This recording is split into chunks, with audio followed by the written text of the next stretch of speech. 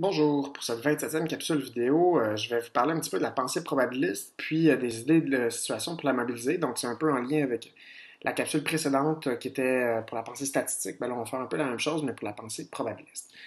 Donc, l'objectif de cette capsule est en lien avec l'objectif du cours d'établir des liens articulés entre les différents concepts mathématiques élémentaires, cette fois-ci en probabilité, pour pouvoir préparer et piloter des situations d'apprentissage simulantes. Donc, tout comme l'autre, on va essayer de définir la pensée probabiliste, ou au moins la circonscrire, puis on va en faire ressortir certaines situations pour la mobiliser. Donc d'abord, la pensée probabiliste, c'est quoi? Donc, tout comme la pensée statistique, on a vu ce terme-là dans plusieurs textes. Donc, on dit vouloir développer la pensée probabiliste des élèves, mais c'est quoi la pensée probabiliste? On peut se fier, dans le fond, ici on ne regardera pas de définition, mais on va regarder deux modèles qui sont reconnus dans les écrits scientifiques pour catégoriser le développement de la pensée probabiliste. Donc, ils regardent différentes étapes. Donc, Piaget et Nelder, que dans leurs travaux, faire sortir trois étapes de développement de la pensée probabiliste. Puis, on verra aussi le modèle de Jones, Langrall, Thornton et McGill, qui a fait ressortir en quatre stades. Donc, on peut voir que certaines de ces études-là datent depuis longtemps, mais ce sont les deux modèles qui ont le plus inspiré, qui sont le plus repris même encore dans les travaux scientifiques sur le sujet là, en lien avec la pensée probabiliste. Donc, si on commence par le premier, Piaget et Nelder en 1951, donc c'est important de dire d'abord, une des particularités, c'est que c'est un modèle qui est basé sur l'âge. Donc, il se distingue en trois étapes en lien avec l'âge. Donc, première étape, donc si l'élève est âgé de moins de 7 ans, ben, qu'est-ce qui caractérise en fait la première étape? C'est que l'élève va être incapable de distinguer un événement certain d'un événement possible. Si on le présente, dans le fond, il y a un jeu non équiprobable, ben, l'élève va choisir celui qui est sorti le moins souvent. Donc, c'est l'effet de récence négatif, dont on a déjà parlé plus précédemment. Face à deux situations de même rapport, l'élève va choisir celle qui contient les plus grandes quantités. Euh, donc, pour moi, un même rapport d'une demi, par exemple, il va choisir 3 sixièmes versus une demi. Pourquoi? Parce qu'il y a trois cas favorables, puis c'est là qu'il y en a le plus. Alors que 3 sixièmes et une demi, en fait, ce sont des fractions qui sont équivalentes. Donc, à la première étape, dans le fond, ben, on peut dire que l'élève, il y a beaucoup de lacunes, je veux pas, là, en lien avec les probabilités, comme on peut le voir là, dans ces caractéristiques-là. Si on regarde à la deuxième étape, donc entre 7 et 12 ans, selon ce modèle-là de Piaget et Nelder, l'élève serait rendu à la deuxième étape. Donc, qu'est-ce qui caractérise la deuxième étape? C'est que l'élève distingue un événement certain d'un événement possible, donc ce qu'il ne faisait pas à la première étape, mais il y a encore des difficultés à adresser la liste de tous les cas possibles. Donc, il va voir, par exemple, et il arrive à avoir la liste de cas possibles pour les résultats d'un dé, par exemple, de voir que c'est 1, 2, 3, 4, 5, 6. Mais si on lui demande de faire ressortir la liste de tous les cas possibles pour 2D, la somme de 2D, par exemple, ben là, il va y avoir plus de mal, par exemple. Il va y avoir des difficultés aussi à modéliser une situation probabiliste, donc par manque de connaissances. L'idée de modéliser, modèle, donc on a vu avec une lecture précédente. Donc, encore des difficultés à modéliser puis à comprendre, représenter une situation probabiliste. À la troisième étape, donc l'élève, quand il a 12 ans et plus, selon ces travaux-là, ce qu'il dit, c'est que bon, l'élève, à la troisième étape, va être capable de construire le concept de rapport qui est nécessaire à la compréhension des probabilités. C'est l'idée aussi qu'il va être capable de développer l'analyse combinatoire. Donc, c'est ce que vous avez déjà vu dans le cours de fondement précédent. Donc, tous les calculs de permutation, d'arrangement, de combinaison. Donc, c'est ce qu'on appelle l'analyse combinatoire. Donc, selon ces chercheurs, à partir de 12 ans, le développement cognitif, dans le fond, ben, l'élève à cet âge-là est capable de comprendre l'analyse combinatoire. Donc, si on s'arrête après ce modèle-là, ce que ça nous dit, c'est que à 12 ans, donc les élèves, quand ils sont à la fin du primaire, ils seraient tous à cette étape-là. Je ne sais pas pour vous, mais j'imagine que, tout comme moi, vous pouvez avoir des réserves par rapport à ça. Donc, ça voudrait dire que tous les adultes, vous inclus, moi inclus, tout le monde, on serait à la troisième étape parce qu'on est en cet âge-là, ce qui est loin d'être le cas. Donc, c'est la principale critique qui a été faite au modèle de Piaget et Nelder, qui a été faite quand même sur un grand nombre d'élèves, mais il y a un certain temps, tout ça. Puis, c'est la critique que le modèle est basé sur l'âge, alors qu'on pourrait penser, par exemple, qu'il y a des élèves de 10 ans qui pourraient être à la troisième étape et qu'il y a des adultes de 30 ans qui ne sont toujours pas à la troisième étape, par exemple. Donc, c'est là qu'il y a eu, dans le fond, quand même presque 40 ans plus tard, presque 50 ans plus tard, en fait, Et il y a eu les travaux de Jones et ses collaborateurs qui ont fait ressortir un modèle non basé sur l'âge en 4 stades. Donc, ils ont dit, ben, si l'élève est au premier stade, peu importe son âge, dans le fond, qu'est-ce qui qualifie, qui le classe, en fait, dans le premier stade, c'est comme quoi son raisonnement va être basé sur des croyances subjectives.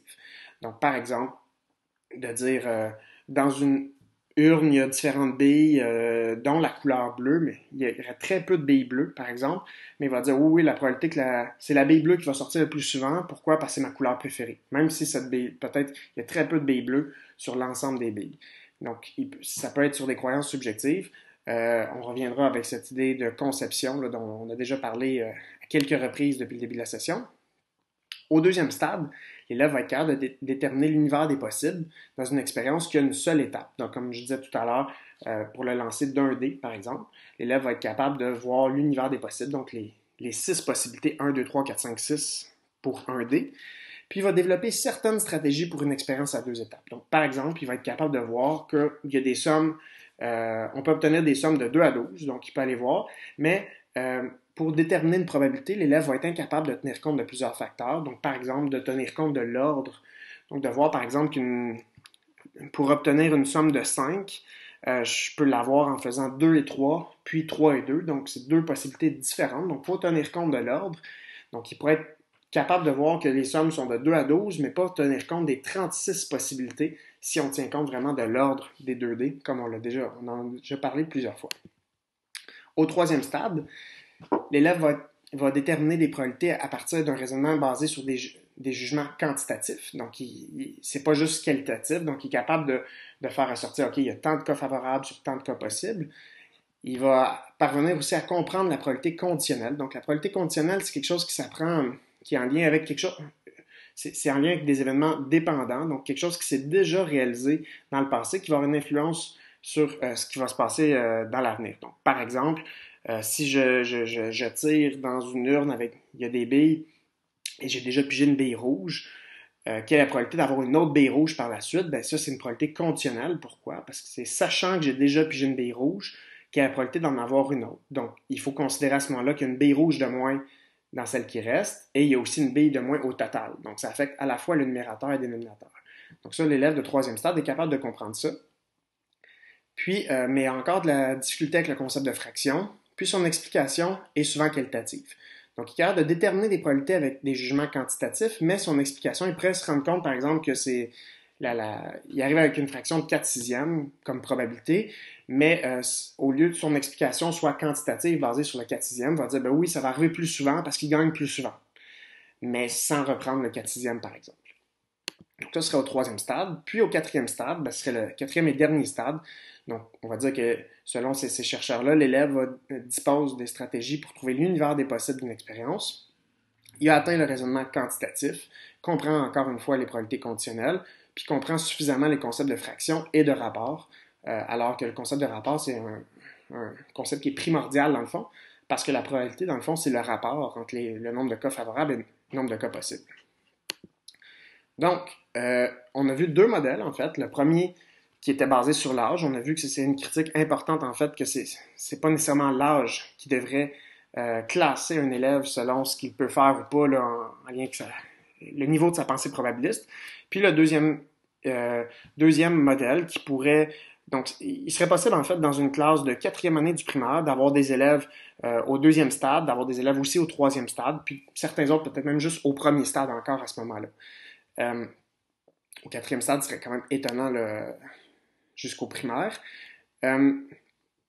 Donc, si on fait ressortir des constats sur le développement de la pensée probabiliste, juste revenir avant, les modèles, ils servent, dans le fond, ils servent à classer. Donc, c'est important, sans les avoir, sans savoir exactement se rappeler par cœur quelles sont les caractéristiques de chacun des modèles, ça peut être intéressant d'avoir ça en tête pour penser justement que les élèves qui sont devant nous, ben, ils peuvent avoir des niveaux de pensée probabilistes différents. Donc, ils ne sont pas tous rendus au même stade. Ça, je pense que c'est important de garder ça en tête.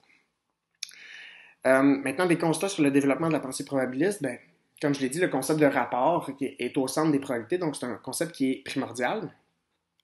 Il y a des difficultés aussi à comprendre et à utiliser le vocabulaire associé à la probabilité. On a déjà parlé, comme quoi il peut y avoir une confusion pour l'élève entre quelque chose qui se produit très souvent, donc quelque chose de très probable, et un événement qui est certain. Donc, c'est pas parce que quelque chose est très probable que ça va toujours arriver. Ce n'est pas un événement certain. Et au sens inverse, c'est pas quelque chose qui est très peu probable, donc quelque chose qui est rare. Ça ne veut pas dire qu'il est impossible. Donc, impossible, ça veut dire zéro, niet, nada, donc ça n'arrivera jamais. Alors qu'un événement pourrait être rare et survenir occasionnellement, mais ce n'est pas la même chose qu'un événement impossible. Les élèves aussi, on peut voir, les élèves peuvent se fier à d'autres facteurs pour juger une situation probabiliste, comme leur couleur préférée, comme on a dit, l'âge des participants aussi, en disant, ben oui, tel participant va être meilleur parce que il est plus vieux, donc il va arriver plus souvent à avoir la bonne bille, bon, tout ça. Donc, ils pourraient se fier là-dessus, ils pourraient se fier sur leur expérience, parce qu'il est plus âgé, justement, ben, il a une meilleure expérience, donc il va être meilleur pour brasser des dés, par exemple, ce qui n'est pas du tout le cas. Donc, les élèves vont avoir ce genre de conception-là, en fait, là, qui viennent affecter leur pensée probabiliste. Si on veut faire des liens entre les probabilités statistiques, donc la capsule précédente était sur la pensée statistique, là, on vient de voir la pensée probabiliste.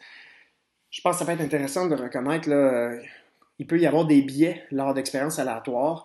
Par exemple, vous avez vu le lancer du gobelet, puis selon la forme du gobelet qu'on utilise, ben, on peut être réticent en fait à réunir les résultats de tout le monde, sachant qu'on n'a pas nécessairement la même forme de gobelet. On pourrait aussi émettre des conjectures puis les mettre à l'épreuve, donc comme on a fait par exemple dans plusieurs situations, dont le lancer du gobelet par exemple. On pourrait expérimenter des situations aléatoires, donc de noter les résultats, de faire la compilation des essais en les représentant visuellement, puis calculer les fréquences observées, comme on a déjà fait plusieurs fois. Être conscient de la loi des grands nombres et de son impact sur la variabilité des résultats. On peut calculer les probabilités, donc l'approche théorique, à partir d'un diagramme en arbre d'un tableau par exemple, puis établir des liens avec les fréquences observées, donc le lien finalement entre l'approche théorique et l'approche fréquentielle. Puis on pourrait inférer les résultats d'une enquête. Donc, c'est-à-dire prendre les résultats d'une enquête et les inférer à une population plus grande. C'est ce qu'on fait d'habitude dans une enquête. Donc, c'est cette idée-là, ce jeu-là entre des résultats qu'on a déjà obtenus dans le passé, qui est dans un mode plus statistique, ou l'approche fréquentielle des probabilités, et vraiment une approche plus probabiliste d'inférer pour l'avenir, qui est plus en probabilité, surtout avec l'approche théorique, en fait. On va faire ces liens-là là, entre le passé et l'avenir, en fait, là, qui permet de faire des liens entre les probabilités et la statistique. Donc maintenant, j'aimerais vous demander, tout comme la capsule précédente, est-ce que vous auriez des idées de situation ou de contexte pour mobiliser la pensée probabiliste? Donc j'aimerais vous entendre, voir quelles sont vos bonnes idées par rapport à ça. De mon côté, ben, je vous donne quelques idées pour mobiliser la pensée probabiliste. Donc, j'ai déjà dit plusieurs fois que la prise de décision, pour moi, c'est quelque chose qui est central en probabilité et en statistique. Donc, on pourrait vouloir prendre des décisions dans diverses situations de jeu. Les situations de jeu pour les probabilités, je pense que c'est gagnant. Donc, par exemple, je ne sais pas si vous connaissez le jeu de société Colombe de Catane, mais Colombe de Catane, on doit choisir des bons endroits pour produire des ressources qui sont, dans le fond, des sommes de 2D. Donc, par exemple, une somme de 8 va arriver plus souvent qu'une somme de 2. Donc, si on se pose la question, quelle île choisir dans Colombe de Catane, il faut avoir cette idée-là qu'il y a certaines sommes qui sont plus probables que d'autres. Au jeu Monopoly, est-ce que c'est mieux de lancer un dé 2 fois ou de lancer 2 dés différents? Donc, on pourrait se poser la question, est-ce qu'il y en a un qui est mieux? Est-ce que ça revient exactement au même? Donc, poser ce genre de questions-là pour arriver à prendre une décision. Avec des cartes. Donc, si deux personnes pigent une carte, puis que la première personne, la plus grosse gagne, est-ce que c'est mieux de commencer? Donc, si on joue à deux, là, puis c'est la plus grosse carte qui va gagner, est-ce que c'est mieux de commencer ou ça ne change rien? Dans un jeu, on gagne lorsque le produit de 2D est pair. Est-ce que vous acceptez de jouer? Donc là, on vient de voir, dans le fond, quatre questions en lien avec 4 situations de jeu qu'on pourrait poser à des élèves, puis qui amèneraient à faire différents types d'expérimentations, réaliser des essais pour arriver à répondre à ces questions-là. Puis on pourrait utiliser une diversité de matériel, soit avec ces questions-là ou avec d'autres questions. Donc avec des roulettes, des billes, des cartes. On en a vu aussi du matériel atypique. Donc du matériel typique comme ceux-là, mais du matériel aussi atypique. Donc, quelques idées. On n'ira pas dans le détail plus pour ces idées-là, mais c'était pour susciter en fait quelques possibilités. Puis là, on va aller en voir une plus en profondeur. Donc, il y a Vincent Martin, dans le fond, dans sa thèse, qui a proposé une séquence d'activités qui a appelée la ressource didactique. Donc, c'est quoi cette ressource didactique-là? Ben, c'est trois activités probabilistes qui ont des caractéristiques particulières. Donc, on va voir la première, la bouteille probabiliste, que vous connaissez en fait déjà, la paire de dés à quatre faces, que vous avez vu aussi dans une capsule précédente sur les apports des outils technologiques, puis la roulette incomplète, qui est nouvelle, que vous n'avez pas vue encore. Donc, qu'est-ce qu'il y a dans cette séquence-là? Ben, il y a un objectif de comparaison des probabilités de gagner dans les différentes activités. Donc, j'y arrive tout de suite après. On va voir les trois activités, puis chacune a une probabilité de gagner. Puis là, l'idée, c'est de comparer laquelle a une meilleure probabilité de gagner. Puis, il y a un accent qui est mis sur la complémentarité et la tension entre les approches fréquentielles et théoriques. Donc, on va aller voir ça un petit peu plus, de façon un peu plus détaillée. Donc, la première activité, la bouteille probabiliste, vous la connaissez, on en a déjà parlé, vous avez lu aussi un chapitre à ce sujet-là. Donc, vous avez une bouteille dont son contenu est caché, il y a 5 billes de 2 couleurs différentes, on peut en voir une à la fois en retournant.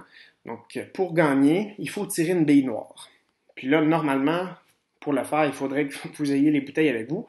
Là, moi, je vous le dis, je vous dis tout de suite, dans le fond, la probabilité théorique. Donc, il y a en fait une bille noire sur les 5 billes. Mais normalement, vous n'avez pas accès à cette petite information-là. Tout ce que vous avez, dans le fond, c'est la bouteille devant vous et vous pouvez voir une bille à la fois. Donc, je vous pose la question, quelle approche utiliser? Est-ce que c'est l'approche fréquentielle? Est-ce que c'est l'approche théorique? Est-ce que c'est les deux qu'on peut utiliser, dans le fond, en ayant ces informations-là, mais pas où il y a l'étoile, justement?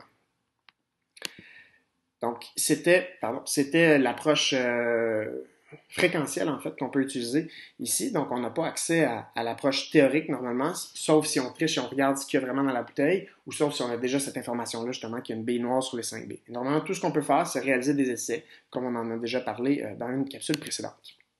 La deuxième activité, c'est la paire de 2 dés à 4 faces. Donc, vous avez 2 dés équilibrés à 4 faces, puis vous devez vous intéresser à la somme de la paire de dés. Donc, vous lancez les 2 dés, et là, j'ai eu 1 et 2, donc c'est une somme de 3. Et pour gagner, il faut obtenir une somme de 5. Donc, par exemple, ici, il y a différents types de dés. Là, j'en avais montré comme ça, des dés à 4 faces. Celui-là, ici, c'est le sommet qu'il faut regarder, le sommet du haut. Donc, ici, ça veut dire que j'ai obtenu un 4, et ici, j'ai obtenu un 3. Donc, ça veut dire que j'ai une somme de 7 cette fois-ci avec mes 2 dés. Donc, pour gagner, il faut obtenir une somme de 5. Donc, dans ce cas-ci, pour savoir quelle est la probabilité de gagner, je vous demande quelle approche on peut utiliser. Est-ce que c'est l'approche fréquentielle, l'approche théorique, les deux approches ou aucune de ces approches?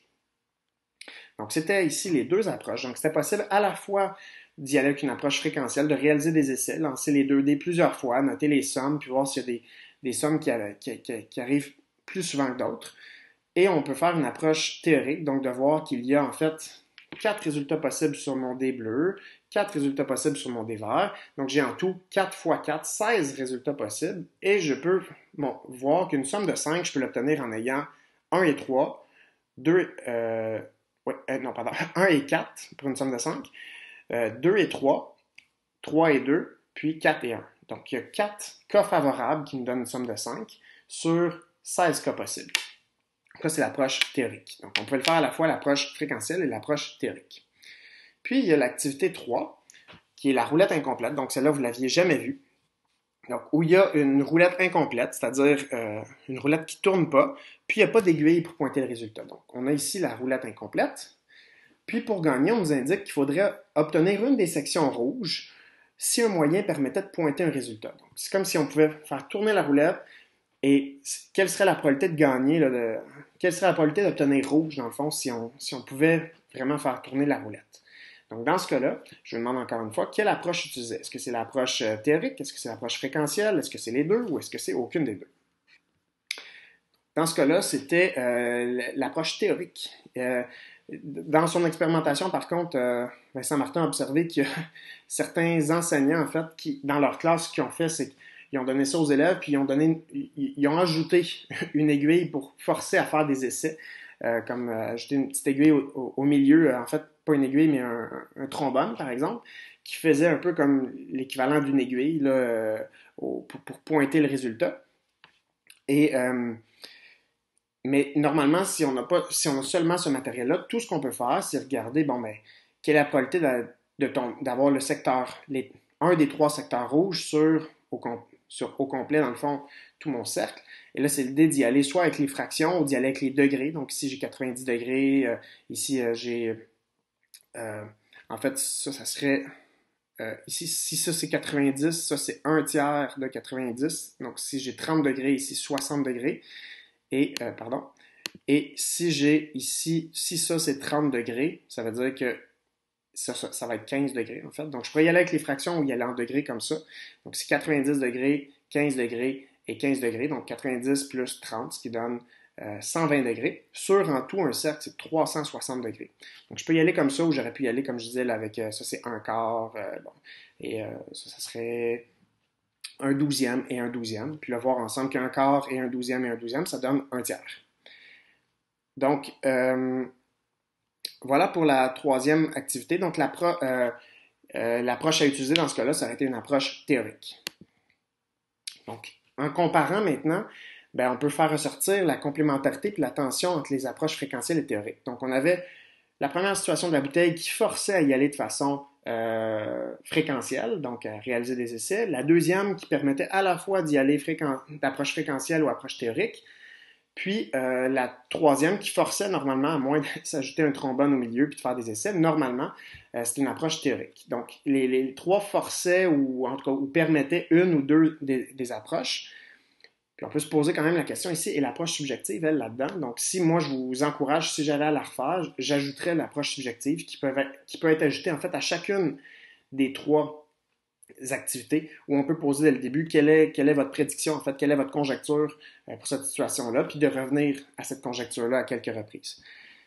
Ensuite, il y avait aussi l'idée de comparer les probabilités. Donc, comme on a dit tantôt, la bouteille, la probabilité de gagner, s'il y a une bille noire sur les 5, la probabilité de gagner, c'est un cinquième. On a vu que pour les dés, 4 cas favorables sur 16 cas possibles, donc un quart. Et celle qui aurait la plus grande probabilité, c'est celle des roulettes, la roulette en fait avec une probabilité d'un tiers. Donc un tiers, c'est la plus grande probabilité parmi ces trois-là. Donc je vous invite à réfléchir à ce que vous retenez. Qu'est-ce que vous retenez de tout ce qui a été dit dans la capsule vidéo? Moi, de mon côté, je pense qu'on a pu définir ou au moins circonscrire la pensée probabiliste avec deux modèles qu'on a vus, avec certaines étapes ou certains stades. On a pu soulever quelques idées pour mobiliser la pensée probabiliste avec des élèves du primaire. Puis de façon plus particulière, on a pu analyser une séquence d'activités, celle de Vincent Martin, en ayant recours aux approches fréquentielles et théoriques. Puis moi, j'ajouterais subjective aussi, là, si j'avais à bonifier dans l'idée d'agentivité didactique, on pourrait, je pense, ajouter l'approche subjective. Donc, j'espère que ça vous a plu. Au plaisir d'en parler à la prochaine séance de classe virtuelle.